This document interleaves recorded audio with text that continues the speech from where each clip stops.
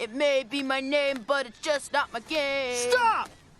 This is a restricted zone! Only those with special clearance may enter! May I have special clearance? Granted.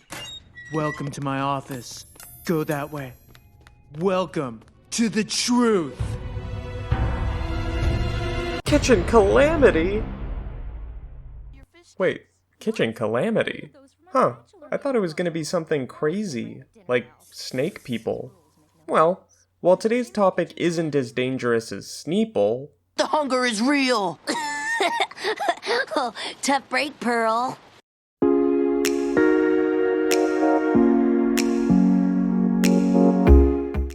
Steven Universe is a coming-of-age, science fantasy, action cartoon created by Rebecca Sugar for Cartoon Network. It revolves around Steven, a half-human, half-gem kid who lives with a group of superheroes called the Crystal Gems, who fight to protect the Earth from danger.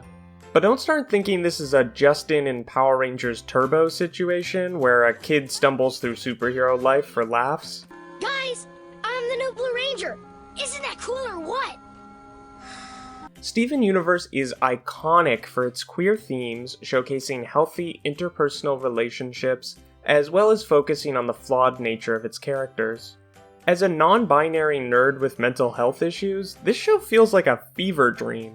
If I had told my younger self something that checked so many boxes for me would exist in the future, I'd never have believed it. And one of those boxes, perhaps the most important, is that it showcases a fictional board game for just long enough to build a rule set around. In episode 38 of season 1, Steven and the Gems are spending a rainy day in my favorite way, playing board games. Though it doesn't seem like the Gems are fully grasping the game, they are able to play through it completely, with Steven coming out victorious. Ooh, side note, how the Gems seem to be humoring Steven here and almost allowing him to get a win fits perfectly with the overall theme of the episode. The Gems giving Steven an easy test to try and boost his confidence. But we're not discussing that. Let's focus on the important things. The game. We only see one turn from each player, but the theme feels immediately clear. Food focused and about making meal combos, getting bonuses, and avoiding moldy sponges. You know what? Let's not waste any more time and dive right into the rulebook I created for one of Steven's favorite games, Citchen Calamity.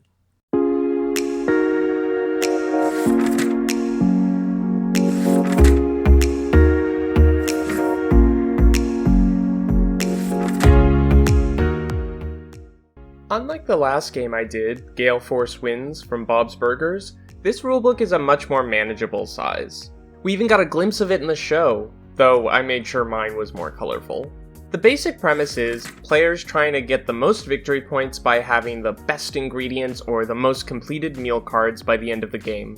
I tried to find a happy medium between Lords of Waterdeep and Splendor, with a dash of Sushi Go and the Mr. Toast game thrown in. As is the case with most rulebooks, I've started with the components that come with the game.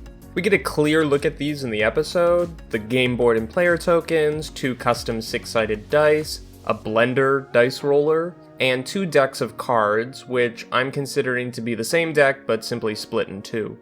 These cards are shown to have ingredients and text on them, but more importantly, they have KC on the back instead of CC. Either this game was originally Citchen Calamity with a K, or it was produced and distributed by Kaiba Corp. Lastly, I included a new game component not seen in the episode: bonus point tokens.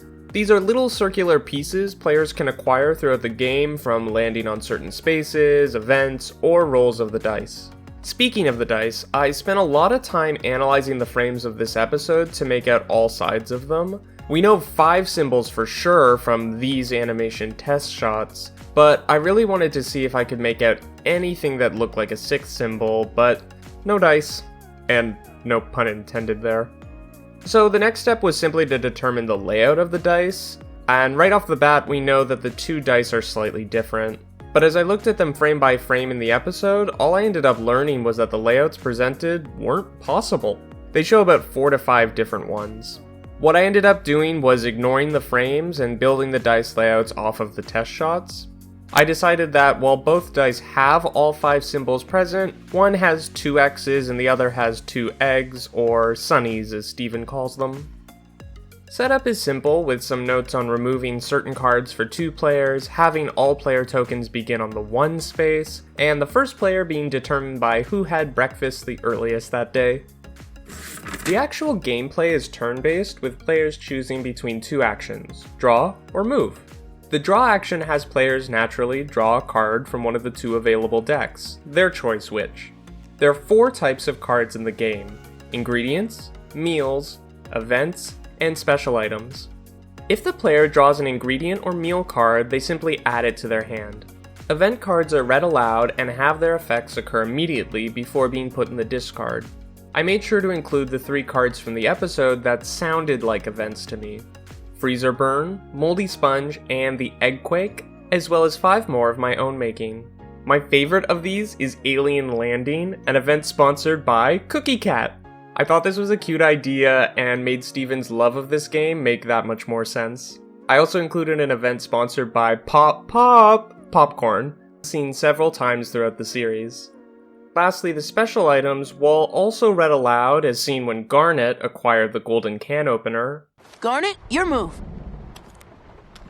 I'm now the owner of the golden can opener. Yes. Are not discarded, but instead put face up in front of players and have endgame bonuses. The move action requires players to roll 2 dice. Unlike rolling normal 6-sided dice to determine how many spaces a player can move, in Citchen Calamity, the symbols a player rolls determines which color space they move to, regardless of how far away it is. If 0 sunnies are rolled, they can move to any blue space, 1 sunny is any yellow space, and 2 sunnies are any space the player wants. However, if a player rolls 2 X's, they can't move at all. And if the player happens to roll 2 utensils, they can still move to any blue space, but they also gain a bonus point. This rule is the reason why the bonus tokens have utensil symbols on them. After a player has taken their action, they can then discard ingredients to complete meal cards in their hand. They can do this as many times as possible, but note that there is a hand limit of 7 cards. The game ends when one of 2 things happens. Either one of the 28 card decks is depleted, or at the end of the 13th turn, a baker's dozen. Players then count up their points, and whoever has the most wins and gets to ring the dinner bell. As is the case with games like Terraforming Mars and the bonus stars found in Mario Party, Citchen Calamity has several points awarded at the end of the game. These include points from the special items, ending the game on certain spaces, unused ingredients, and making combos with certain completed meals. This last one was inspired by this scene. Ooh, you got freezer burn, Pearl. Looks like you lose all your fish sticks. What? I needed those for my bachelor meal combo. Now I can't ring the dinner bell. I decided that in order to acquire this bachelor meal combo, players must end the game with, for example, a completed breakfast sandwich and fish sticks.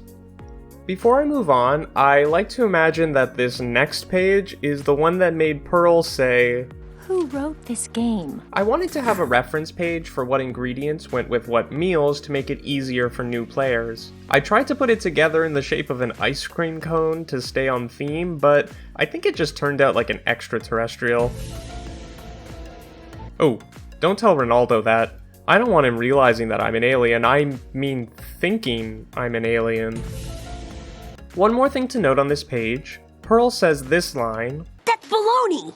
Wait, you have a baloney card? but you'll notice that there is no baloney card in my game. The reason I didn't include one is that I believed this line, showcasing Pearl's lack of familiarity with the game, was just added for comedic effect. The last page is a reference for what each space on the game board does. Most of the spaces, while on them, act like having a common ingredient in your hand, such as bread or fish. Some of them, like the lobster and donut, give bonus points if you're on them at the end of the game. The garlic, honey, and olive spaces are optional ingredients that can be added to certain meals while on them to increase their point value. The other spaces all have individual effects. If you land on the star space, you lose your next turn, but gain 2 bonus points instantly. The arrow lets you trade cards with other players, and the takeout box lets you reuse ingredients in the discard, just to name a few. All in all, this game, while confusing to Pearl, was designed to be fairly easy to pick up, and can be finished in less than an hour if all players are familiar with the rules. You seemingly have plenty of time and resources, so the game is about maximizing the points you earn each turn. A game that can be easily picked up, but as the saying goes, learning Citchen Calamity is easy, mastering it is hard. And designing rules for Citchen Calamity was just as hard, and I'm looking forward to a nice break. Don't forget to subscribe for future... So, what do you want to play next? Wait. There are more? Oh no. Oh, sure. I've got Polly Polly, Toppler, and Conquerors of Eldermore, Not That Sorry, Don't Wake Father Figure, and Non-Invasive Operation. Put another pot of coffee on. I still have a lot of work to do.